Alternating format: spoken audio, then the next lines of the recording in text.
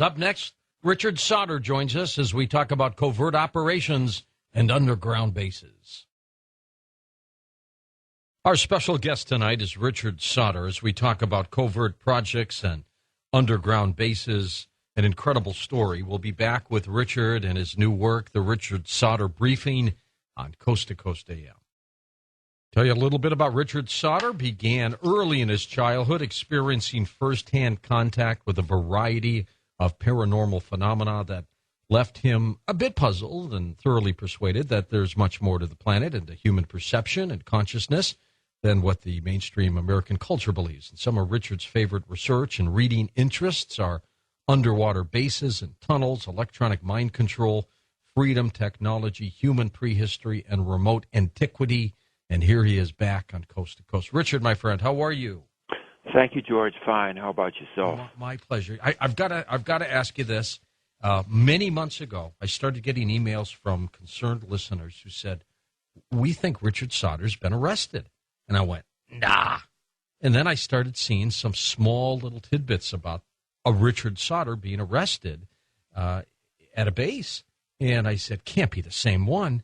Lo and behold, it was. Are you okay? What happened?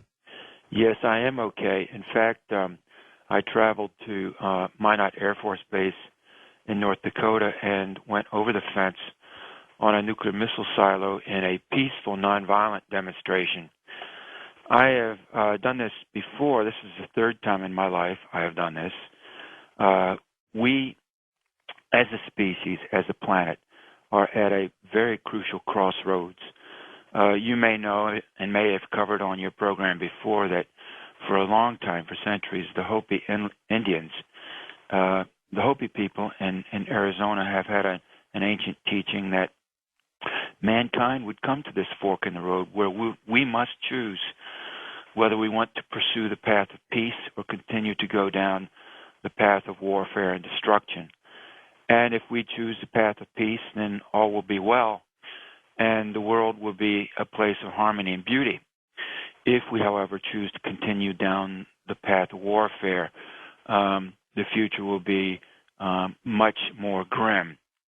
I essentially made a sane or cast a sane, enlightened vote for the peaceful, cooperative, harmonious option, which I much prefer to see. And it's my belief that more of us must do this. It's time, in essence, for we men, especially, to man up, and also for us, for those who are women, to women up. What do I mean by that? If we want to be free, if we want to be sovereign human beings, if we want to survive, that's a big part of being a sovereign human being. Yeah. Then we have to decide whether we want to be a slave or free. And frankly, our system is rapidly morphing. I mean, our governmental and economic system is fast morphing into a type of fascist or neo-fascist regime. We have over 2 million people in jail in this country. I was recently one of them for more than 3 months. They kept you for 3 months for that, Richard? Well, yes, over 3 months. And we're involved in wars. We're on the verge of a new war. There's a very real chance that this country and Israel will go to war against Iran, perhaps before the year is out. I fear that if that happens, the consequences will be disastrous, perhaps extremely so.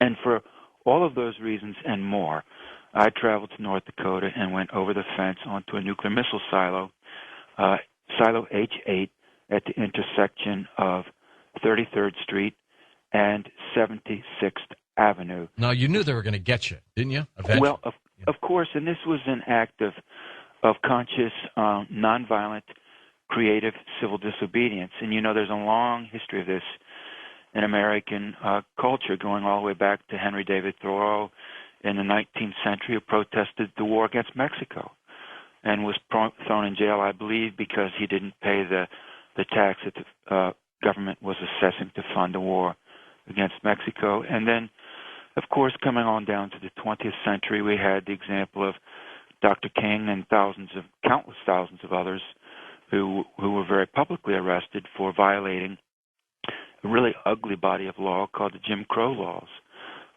to do away with racial segregation, not only in the American South, but in other areas